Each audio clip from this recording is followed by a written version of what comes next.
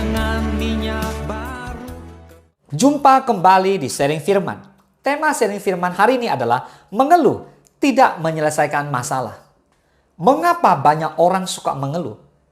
Persoalannya, apakah mengeluh menyelesaikan masalah?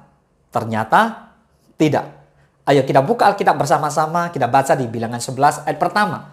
Pada suatu kali, bangsa itu bersungut-sungut di hadapan Tuhan tentang nasib buruk mereka. Dan ketika Tuhan mendengarnya, bangkitlah murkanya, kemudian menyalalah api Tuhan di antara mereka dan merajalela di tepi tempat perkemahan. Saudara, salah satu hal yang paling tidak menyenangkan Tuhan adalah bersungut-sungut atau mengeluh. Tuhan benci sungut-sungut. Firman Tuhan di Bilangan 11 ayat pertama ini menunjukkan dengan jelas bagaimana bangsa Israel bersungut-sungut dan Tuhan marah. Murka Tuhan menghanguskan perkemahan mereka. Dan kita pun semua tahu bahwa bangsa Israel yang susah payah keluar dari Mesir akhirnya hanya berputar-putar melanglang di tengah padang gurun hingga mati tanpa bisa masuk ke tanah perjanjian gara-gara kebiasaan bersungut-sungut atau mengeluh. Saudara, memang ada orang yang hobi mengeluh, kebiasaannya mengeluh dan menggerutu, dan kadang-kadang melakukannya tanpa alasan. Bahkan ada pula yang menikmati melakukan hal tersebut. Seorang pengeluh akan mengeluh tentang segala hal, apa saja dan di mana saja.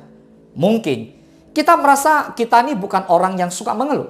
Tetapi seringkali keadaan yang sulit, musim kehidupan yang berat, dan tantangan-tantangan yang diizinkan Tuhan datang dalam kehidupan kita, membuat kita merasa tidak mampu dan akhirnya memilih untuk bersungut-sungut, mengeluh, menunjuk jari, serta marah kepada Tuhan. Mari pada hari ini kita belajar sungguh-sungguh untuk mengubah kebiasaan bersungut-sungut. Di saat keadaan sangat menyesakan, mari belajar untuk berdiam diri. Mundur sebentar, tarik nafas dalam-dalam, dan hembuskan kuat-kuat. Lakukan berulang kali sambil menahan mulut kita dan hati kita dari bersungut-sungut dan mengeluh itu.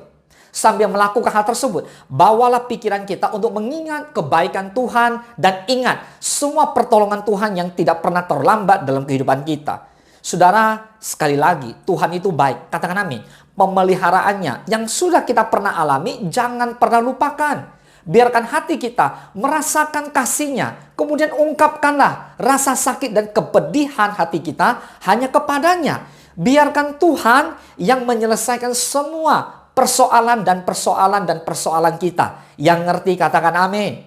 Sebenarnya, orang yang mengeluh itu bukan karena ada hal yang tidak menyenangkan, tapi mereka mengeluh untuk mendapatkan empati dari orang lain, atau mereka mencari dukungan dari sebuah kelompok, atau lebih tepatnya membenarkan diri sendiri.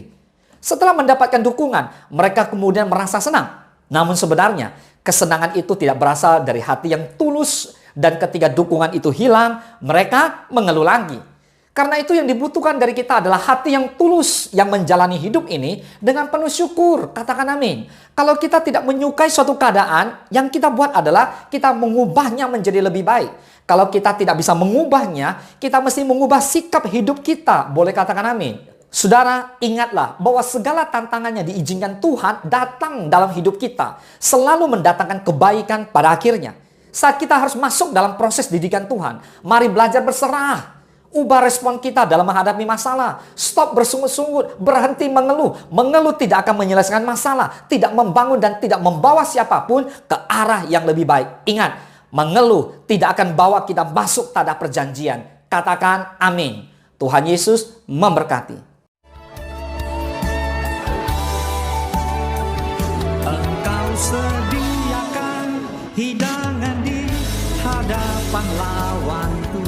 Engkau mengurapi kepalaku dengan minyak baru.